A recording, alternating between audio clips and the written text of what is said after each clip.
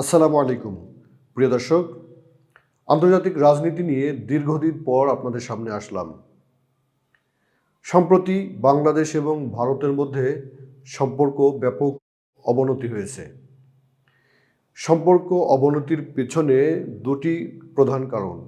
একই সময়ের দুটি ঘটনা। একটি হচ্ছে যে বাংলাদেশে শহীদ শরীফ ওসমান হাদি, তার মাথায় গুলি লেগে তিনি যে শহীদ হয়েছেন এবং যে গুলি করেছিল সে ভারতে পালিয়ে গিয়েছে এবং ভারত আশ্রয় দিয়েছে।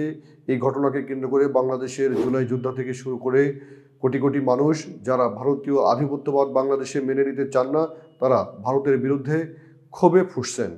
আর অন্যদিকে একই সময় অন্য আরেকটি ঘটনা হচ্ছে ময়মনসিংহের ভালুকায় এক পোশাক শ্রমিক হিন্দু সম্প্রদায়ের দীপু চন্দ্র, সে মব সন্ত্রাসের শিকার হয়ে প্রাণ হারিয়েছেন। সুপ্রিয় দর্শক, মব সন্ত্রাসের শিকার হয়ে প্রাণ হারানোর ঘটনা বাংলাদেশে প্রথম নয়, অনেকবার ঘটেছে এবং ভারতেও এরকম ঘটনা শত শত।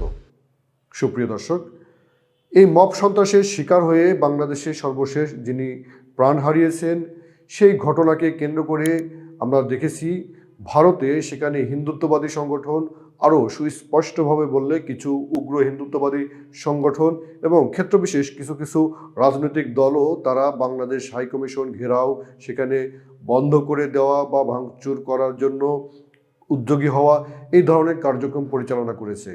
একই সঙ্গে শহীদ শরীফ ওসমান হাদি খুন হওয়ার পরে তার খুনিদেরকে ভারত আশ্রয় দিয়েছে, এই মর্মে বাংলাদেশের পক্ষ থেকে বিপ্লবীরা তারা বাংলাদেশে ভারতের দূতাবাস বন্ধ করে দেওয়ার জন্য দাবি জানিয়েছে। এসব ঘটনা পরম্পরায় আমরা যেটি দেখছি যে এখন বাংলাদেশের সঙ্গে ভারত উভয় দেশের হাইকমিশনারকে পররাষ্ট্র মন্ত্রণালয় থেকে তলব করেছে। এই তলবের মধ্য দিয়ে সম্পর্ক এখন চরম অবনতির মধ্য দিয়ে যাচ্ছে।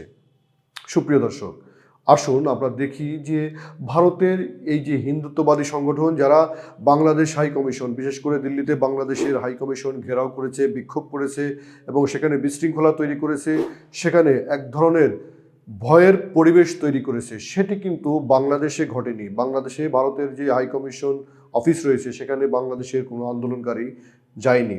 আরেকটি বিষয়, কলকাতায় বাংলাদেশের উপ হাইকমিশন এবং আমরা দেখছি যে আগরতলা, বিভিন্ন জায়গায় বাংলাদেশের যে সমস্ত স্থাপনা রয়েছে, অর্থাৎ বাংলাদেশের যে সকল কনসুলেট অফিস রয়েছে, সেই সমস্ত জায়গায় কিন্তু ভারতে তারা একই ধরনের ভয়ের পরিবেশ তৈরি করেছে। সেখানে আগরতলায় ভিসা সেন্টার বন্ধ করে দিতে বাধ্য হয়েছে বাংলাদেশ। এইভাবে আমরা দেখছি যে বাংলাদেশের উপরে যে ধরনের হুমকি তৈরি করা হয়েছে সেটি কিন্তু বাংলাদেশে তৈরি করা হয়নি। আরেকটি বিষয় যেটি আমি বলে শুরু করলাম, মব সন্ত্রাসের ঘটনা, এটি কোনো একটি সম্প্রদায়ের লোক বলে নয়, বাংলাদেশে অসংখ্য মুসলিম ব্যক্তির উপরেও কিন্তু এ ধরনের মব সন্ত্রাস হয়েছে। যারা আইনকে নিজের হাতে তুলে নেয়, নিয়ে এই ধরনের ঘটনা ঘটায়, তারা কোনোভাবেই তাদেরকে আমরা স্বীকৃতি দিতে পারি না। অর্থাৎ কোনো ব্যক্তি আইন হাতে তুলে নেবে না এবং মব সন্ত্রাসের শিকার কেউই হবে না। বাংলাদেশে অনেক জ্ঞানী গুণী মানুষ, অনেক শিক্ষিত মানুষ তার নিজের পরিচয়টুকু দিতে পারে না। অনেক সময় তথ্য সন্ত্রাসের কারণে তারা এই ধরনের মব সন্ত্রাসের শিকার হয়ে প্রাণ হারায়। আমার নিজের দেখা এমন ঘটনাও আছে, একটি সাধারণ মানুষ, সে প্রকৃতপক্ষেই কোনো জুতাচোর নয়, অথচ জুতাচোর আখ্যা দিয়ে তাকে হত্যা করা হয়েছে। তাই আমরা এই বাংলাদেশে যারা এই মব সন্ত্রাস করে, এই ধরনের অসংখ্য ব্যক্তি বা এই ধরনের সংস্কৃতি গড়ে উঠেছে, এর পেছনেও কিন্তু এই উপমহাদেশের বৃহৎ রাষ্ট্র যারা এই ধরনের সংস্কৃতি গড়ে তুলেছে তার অবদান রয়েছে। এই বাংলাদেশে 90-এর দশক এবং আমরা দেখেছি 21 শতকের প্রথম দশকে ভারতীয় সংস্কৃতির জয় জয়কার অবস্থা এবং পরবর্তীতে বাংলাদেশের দীর্ঘমেয়াদী ফ্যাসিবাদী শাসনের সময় এখানে ভারতের আধিপত্যবাদ গড়ে ওঠে। এই সমস্ত ঘটনার বিস্তর ব্যাখ্যায় যাচ্ছে না। আমি ভারতীয়দেরকে তার নিজ দেশে, ভারতের ঠিক নয়াদিল্লি থেকে শুরু করে বিভিন্ন বড় বড় প্রদেশ আমি ঘুরে দেখেছি।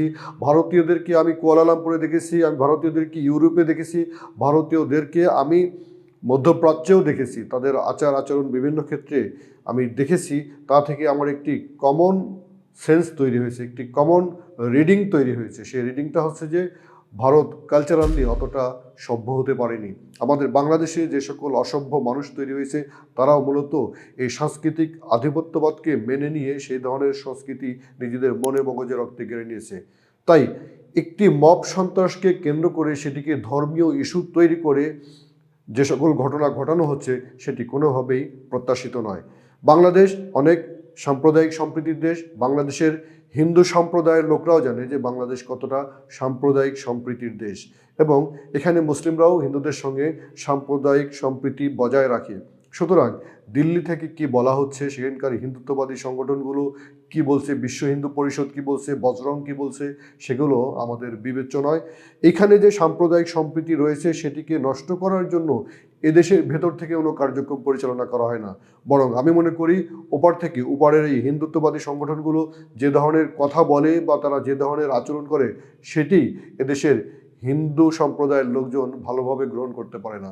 সুতরাং আমরা অবশ্যই আশা করি যে এই প্রতিবেশী দুটি দেশের সম্পর্ক কোনোভাবেই যেন আর অবনত না হয়, আরও খারাপের দিকে না যায়। সেক্ষেত্রে বরং ভারতের তরফ থেকে অনেক বেশি সে দেশের এই ধরনের উগ্রবাদী সংগঠনগুলোকে নিয়ন্ত্রণ করা প্রয়োজন। সবাই ভালো থাকুন। অনুষ্ঠানটি দেখার জন্য ধন্যবাদ।